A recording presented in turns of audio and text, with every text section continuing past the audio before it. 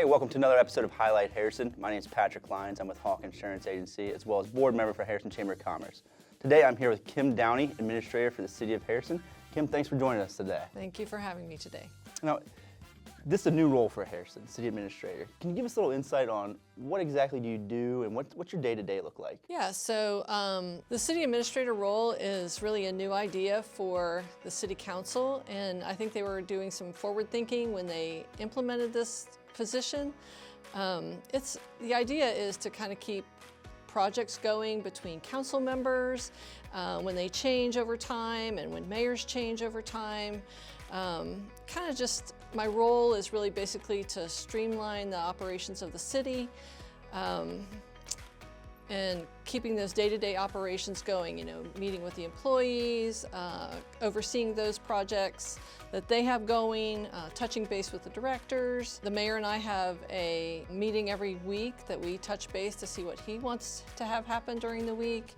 I attend meetings, I manage employees, so those are kind of my day-to-day. Well, that's your day-to-day. So what about yourself? Can you give us a little bit of background information on yourself? Yeah, so I grew up in Harrison. I love this community. I am a Harrison Wildcat through and through. I am very active in volunteer opportunities. I do church work, church treasurer. I'm Upwards Soccer League director. I love those kind of volunteer opportunities. I also have a background in accounting. I've worked at a lot of CPA firm, tax offices. I was a community coordinator for Crosby Township. I was the auditor for the state.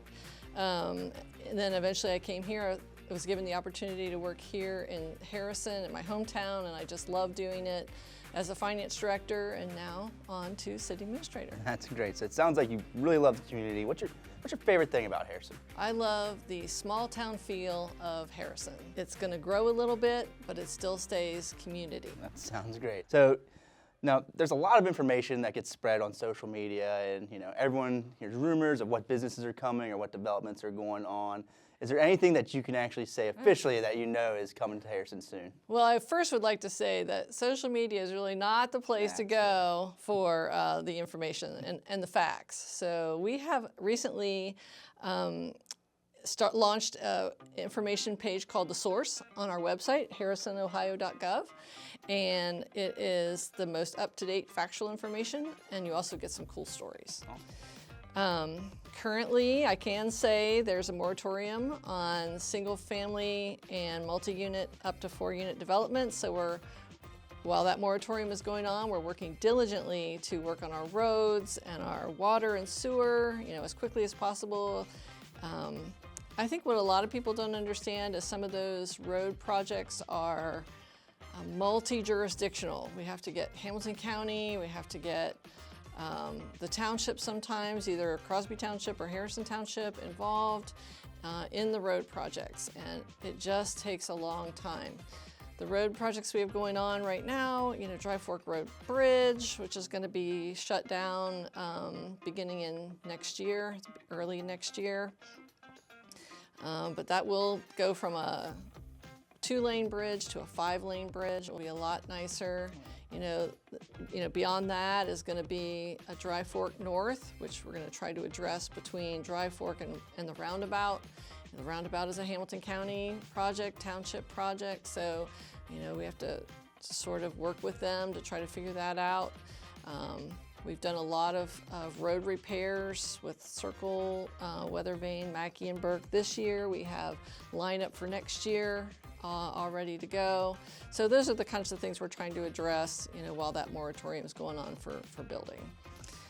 We have some developments in the works. A large development everybody knows across from Kroger, but unfortunately I can't tell you what those are yet. But that is coming. We are working very hard to get the paperwork done and the agreements completed. So we're doing that. We also have an independent living development for disabled adults coming. That is in the works. We're working very hard to make that come to fruition. We also have a multi-use development. It's in the beginning stages of planning. So hopefully we'll be seeing some things from that. Great. So You said the source is Source. the source. That's the best way to get the information from the city directly. Is there any other good avenues to get the information from the city, or is that the best one to go to? So that is the best. We do have a calendar on our website. I do direct people to that. It's great for new people moving into the area. We have information on our website about that. The mayor and I now are trying to do more things like this, videos, getting information out there. He's doing a lot more of that than I, but we are trying to do some of that to get communication out there a little bit better. Great, great. So with all this population growth and all the new houses and everything coming in, how do you expect to see the city staff and services to kind of accommodate these new changes? And is there going to be a lot of changes to the city staff and services going forward, you think, in the next 5 to 10 years or so? So the city council really has spent quite a bit of time looking forward to the future. I think most people are concerned about safety. We are trying to plan a new fire station.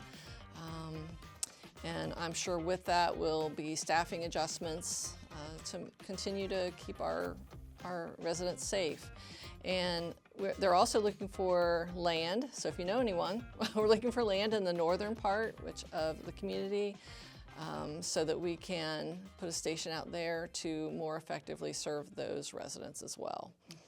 I think the other aspect that we see in the next few years, our police department will be probably growing some, not through adding officers, but hiring school resource officers and allowing our officers to come back onto the road full time.